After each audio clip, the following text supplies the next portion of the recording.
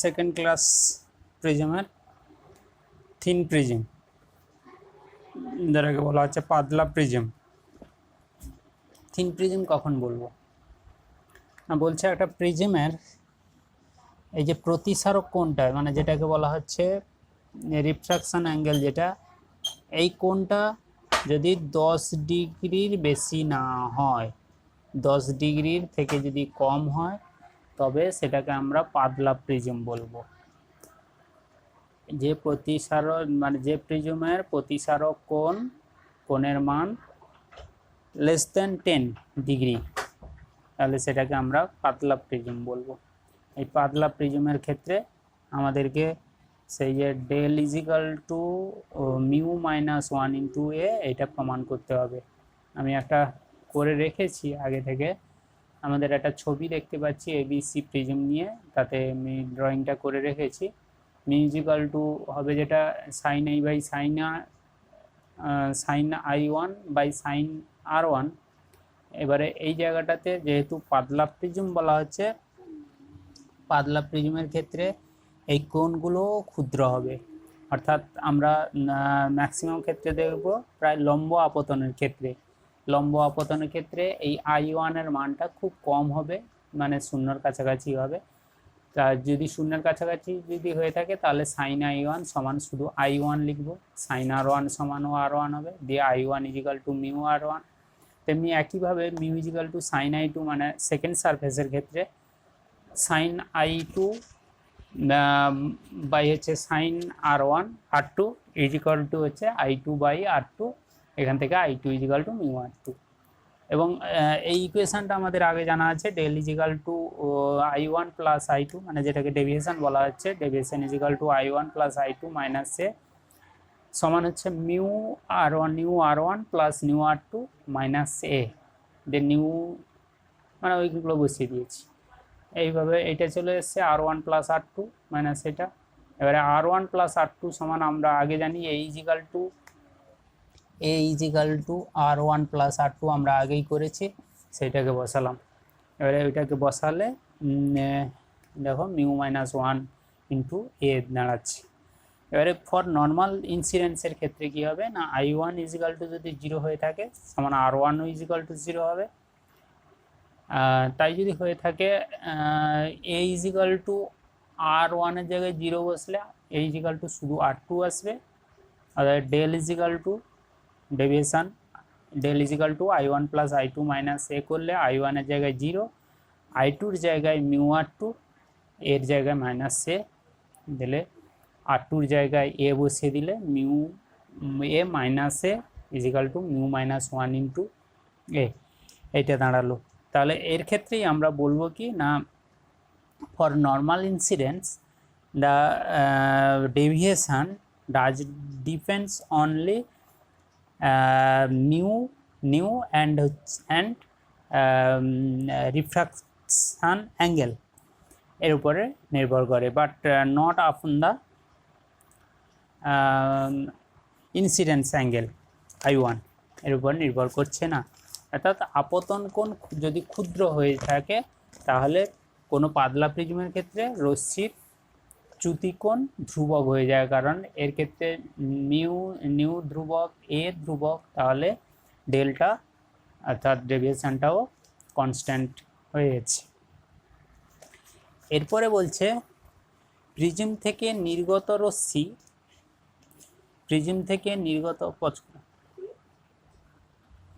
এরপরে যেটা বলছে সেটা হচ্ছে একটা প্রিজমে আমরা ছবি এঁকেছি, এই প্রিজমে আলোকরশ্মি পড়ছে দেখছি, ফার্স্ট সারফেসে i1 ইনসিডেন্স অ্যাঙ্গেলে পড়লো, তারপর রিফ্রাকশান হচ্ছে, রিফ্রাকশান হয়ে সেকেন্ড সারফেস থেকে তল বরাবর অ্যাক্রস দ্য সারফেস ইমার্জেন্ট করছে। তাহলে এর ক্ষেত্রে বলা হচ্ছে লিমিটিং অ্যাঙ্গেল অফ প্রিজম, প্রিজমের যে অ্যাঙ্গেল অফ প্রিজম বলা হয়, প্রিজম কোণটা, তার লিমিটিং ভ্যালুটা কত হবে ফর নো ইমার্জেন্ট রে, কোনো রশ্মি নির্গত হবে না তার ক্ষেত্রে।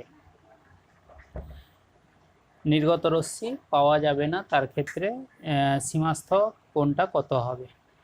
তো এর ক্ষেত্রে আমাদেরকে করতে হবে কি, আমরা যেটা জানি মানে এর মানটা বের করব। এ ইজিক্যাল টু আমাদের জানা আছে এ is equal two R1 plus R2, তাহলে এই মানগুলো বের করব কি করে না, mu is equal to sine I1 by sine R1। এখান থেকে আমরা R1টা বের করব, তাহলে R1 ইজিক্যাল টু পাওয়া যাবে sine inverse sine I1 by mu, R1 পাওয়া গেল। একই রকমভাবে আমরা R2 ক্ষেত্রেও পাবো। এবারে এর ক্ষেত্রে কিন্তু I2টা কত না 90 ডিগ্রি, 90 ডিগ্রি। তাহলে এক্ষেত্রে বলবো কি না sine 90 is equal to mu sine R2। এই R2 ইজিক্যাল টু পাওয়া যাবে তাহলে সাইন ইনভার্স 1/9 নিউ, এটা। এবারে অ্যাকচুয়ালি এই যে R2টাকে অ্যাকচুয়ালি আমরা কি বলবো না অ্যাকচুয়ালি থিটা সি বলবো, অর্থাৎ থিটা সি ইজিক্যাল টু পাওয়া যাবে সাইন ইনভার্স 1/μ। এখানে থিটা সিটা কি না ক্রিটিক্যাল অ্যাঙ্গেল বলা হচ্ছে, থিটা সিটা হচ্ছে ক্রিটিক্যাল অ্যাঙ্গেল বা যেটাকে আমরা সংকট কোণ বলে থাকি। তাহলে এবারে এর জায়গায় যদি মানগুলো বসিয়ে দিলে যেটা পাওয়া যাবে এ ইজিক্যাল টু R1 এর মান বসাবো sine inverse sine I1 by mu plus R2 is equal to sine inverse 1/নিউ। তাহলে এইরকম একটা ইকুয়েশান পাওয়া গেল। এবারে ইকুয়েশানের ক্ষেত্রে আমরা কন্ডিশানগুলো বসাবো। ফার্স্ট কন্ডিশান কি না ফর নর্মাল ইনসিডেন্সের ক্ষেত্রে কি হবে, আমরা দেখো এইখানে যদি নর্মাল ইনসিডেন্স করি তার মানে I1টা 0 হয়ে যাবে। I1টা যদি 0 হয়ে যায় এই টার্মটা থাকছে না, তখন A is equal to sine inverse 1/μ, অর্থাৎ A is equal to theta C হয়ে যাচ্ছে ফর নর্মাল ইনসিডেন্সের জন্য। তাহলে ফর নর্মাল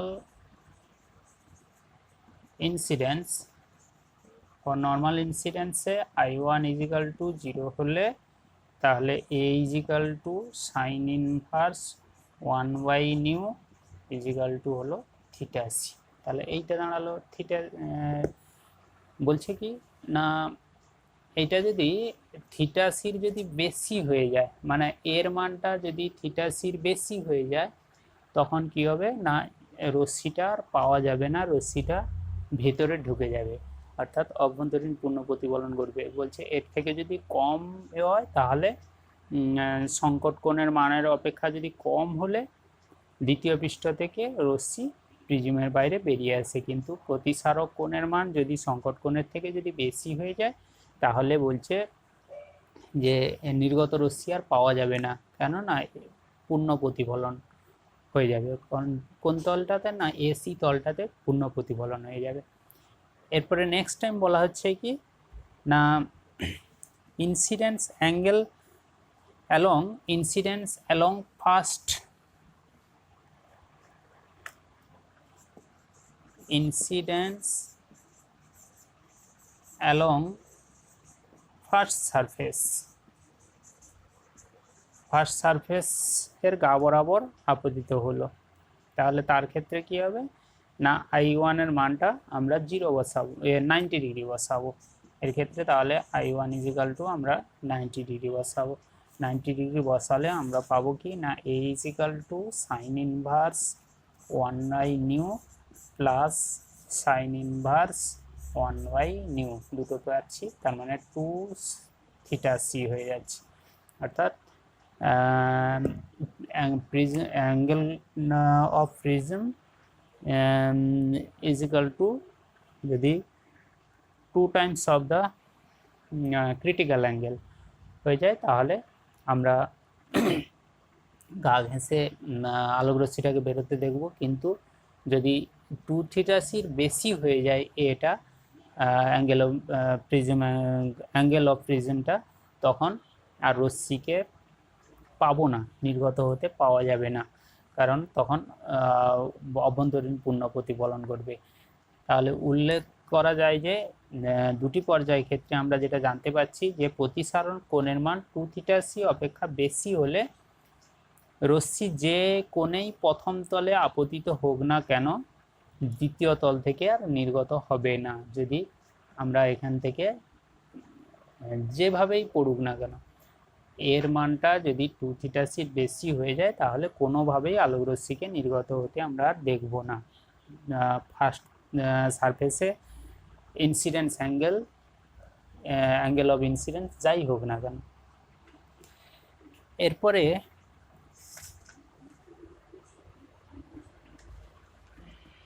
হচ্ছে limiting angle of an incidence for no emergent ray from A prism. আমরা আগেরটা বের করেছিলাম, এর লিমিটিং ভ্যালুটা বের করেছিলাম, এখন বলা হচ্ছে লিমিটিং ভ্যালুটা কার না, অ্যাঙ্গেল অফ ইনসিডেন্স I1 এর লিমিটিং ভ্যালুটা বের করানো হচ্ছে। I1 এর লিমিটিং ভ্যালু কার জন্য, যেটা যে রশ্মিটা কোনোভাবে নির্গত হবে না, এটা বের করতে হবে।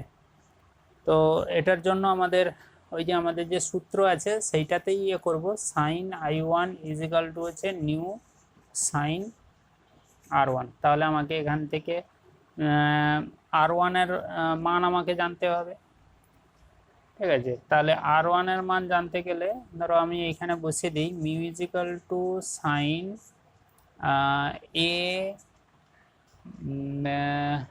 এ মাইনাস R2 হবে, কারণ আমরা জানি A is equal two R1 plus R2, ওইখান থেকে বলা হলো।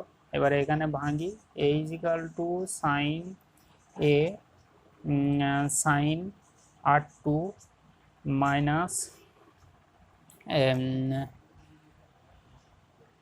আচ্ছা একটা জিনিস, আর একটা জিনিস এখানে, যেহেতু I2টা হবে 90 ডিগ্রি ধরে নিচ্ছি, তাহলে R2টা অবশ্যই θc হবে। তাহলে এইখানে আর একটু চেঞ্জ করে নিই, মিউ সাইন এ মাইনাস θc, ঠিক আছে। এরপরে এটাকে সূত্রে ভাঙি, মিউ সাইন এ কস, তো কস θc মাইনাস কস এ সাইন θc। এই আরে এর মানগুলো বসাবো, জাস্ট আর কিছু নয়। সাইন θcর মান বসাবো, কস θcর মান বসাবো। সাইন θcর মান কোথায় আমরা জানি, যেটা যে সাইন θc ইজিক্যাল টু 1/μ। এইখান থেকেই মানগুলো বসালে যেটা পাওয়া যাবে আইর একটা মান পাওয়া যাবে। তাহলে আই ইজিক্যাল টু যেটা পাওয়া যাবে সাইন ইনভার্স দিয়ে আসবে, সম্ভবত এই ধরনের একটা মান পাওয়া গেছে, সাইন এ √μ² মাইনাস 1 টু কস এ, এই ধরনের একটা মান পাওয়া যাচ্ছে। বোঝা গেল? তাহলে আমরা জাস্ট মানগুলো বসাবো, সাইন এ তো থেকে যাবে, শুধু কস θcর মান বসাবো। কস θcর মান যেটা দাঁড়াবে এই জায়গাটাতে, যে মান দাঁড়াবে 1 মাইনাস √, অবশ্যই √μ² মাইনাস 1/μ, এটা কস θc। কস এটা থেকে যাবে, কস এটা থেকে যাবে, সাইন θcর মান 1/μ। এই যে এবারে এখান থেকে আমরা 1/μটাকে বাইরে নিয়ে নেব, দিলে কেটে যাবে, কেটে গেলে I1 equal to sine inverse sine A √μ² minus cos A. তাহলে এইটাই হলো আপতন কোণের সীমাস্থ মান। মোটামুটি থিওরি এইগুলো। এরপরে যেটা আছে সেটা আমাদের প্রায় পড়তে দেখতে পাই, যে পূর্ণ প্রতিফলক প্রিজম কোনটা। জাস্ট ছবিগুলো আমাদের দরকার, ছবিগুলো পিকচারগুলো হলেই আমরা এগুলো সুন্দরভাবে ব্যাখ্যা করতে পারবো, এক্সপ্লেন করতে পারবো। শুধু আগে আমাদের ছবিগুলো দরকার। প্রথম হচ্ছে total reflecting total reflecting prism total reflecting prism মানে পূর্ণ প্রতিফলক প্রিজম, মানে এমন একটা প্রিজম হবে যেখানে বলা হচ্ছে যে আলোকরশ্মির পূর্ণ প্রতিফলন ঘটবে। সাধারণত এই ধরনের একটা প্রিজম হয়ে থাকে।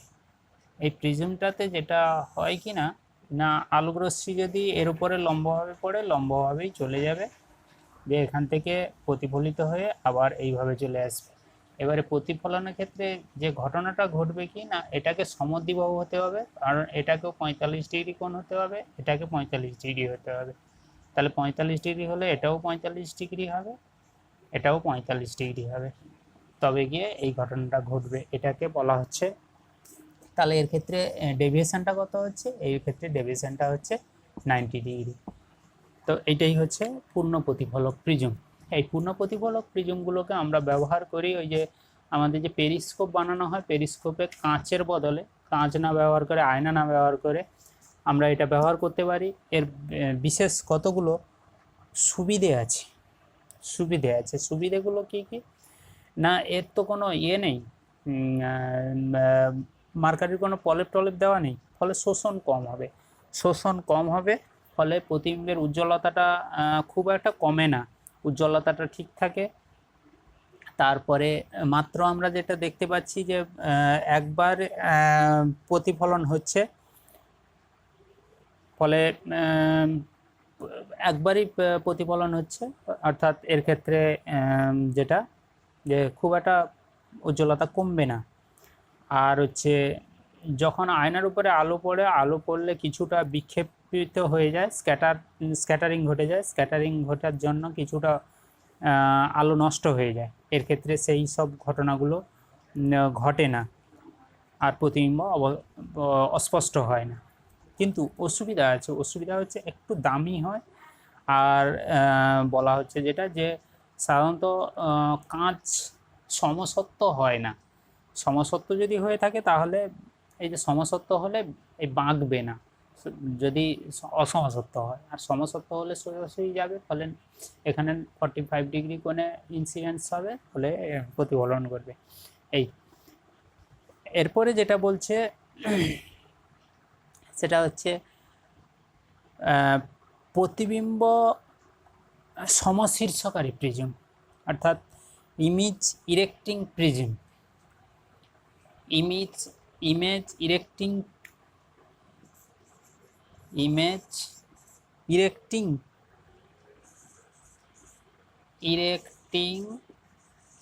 প্রিজম খুব সুন্দর জিনিস, বাঁকা ছবিকে সোজা করে দিবে। তবে এর ক্ষেত্রে আবার দুটো কন্ডিশন আছে, একটাতে বলছে যে ডেভিয়েশন 0 ডিগ্রি, আর একটাতে যে ডেভিয়েশন 180 ডিগ্রি। দুটোই একটু দেখে নিই কীভাবে হচ্ছে, আমাদের ছবিগুলোই দরকার মেনলি। এই ধরনের একটা প্রিজম, তো আমি করলাম কি না, এই রকম আমি একটা ছবিকে উল্টো দিক দিয়ে ধরলাম, তাহলে আলোকরশ্মি গেল এই রকম ধরো পড়লো, এটাও যাবে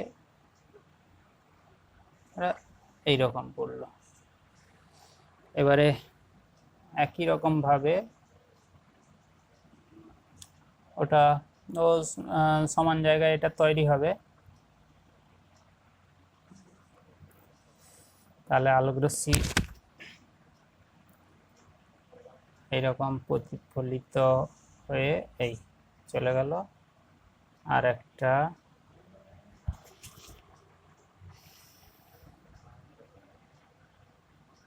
একটা এইরকম জায়গায়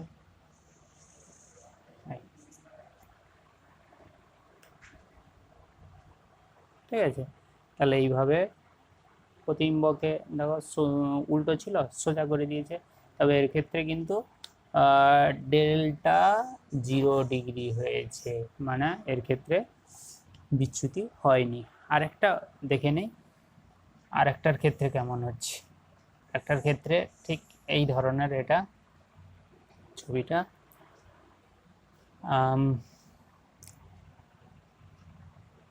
ধরো এইরকম বস্তু আলোকরশ্মিত সমানভাবে পড়বে, এইরকম পড়লো, এই দিয়ে ঠিক সমানভাবে এইরকম জায়গায় আসবে, এখান থেকেও ঠিক একই রকম আসবে, এখান থেকেও প্রতিফলিত হয়ে ঠিক একইভাবে এই হলো, আবার এখান থেকেও ঠিক একইভাবে প্রতিফলিত হয়ে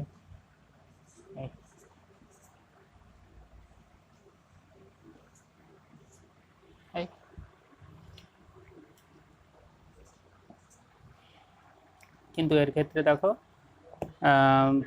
প্রতি এর ডেলটা কত, ডেলটা হচ্ছে 180 ডিগ্রি হয়ে গেছে, ডেলটা 180 ডিগ্রি, মানে উল্টো দিকে হয়ে যাচ্ছে, যেদিকে গেছিলো তার উল্টো দিকে আসছে আলোক রশ্মি, এই জন্য ডেল 180 ডিগ্রি। আর একটা জিনিস হচ্ছে আমাদের প্রিজম পেরিস্কোপ, তো আমরা আগে বলে দিয়েছি প্রিজম পেরিস্কোপে ওই যে আগের যে পূর্ণ প্রতিফলক প্রিজমগুলোকে কাজে লাগানো হয়। এই হলো প্রিজমের উপরে থিওরি। আমি প্রশ্ন দেব, প্রশ্নগুলো লিখে দেখাতে হবে, আগে পড়ে নাও তারপরে প্রশ্নগুলো লিখে দেখাবে।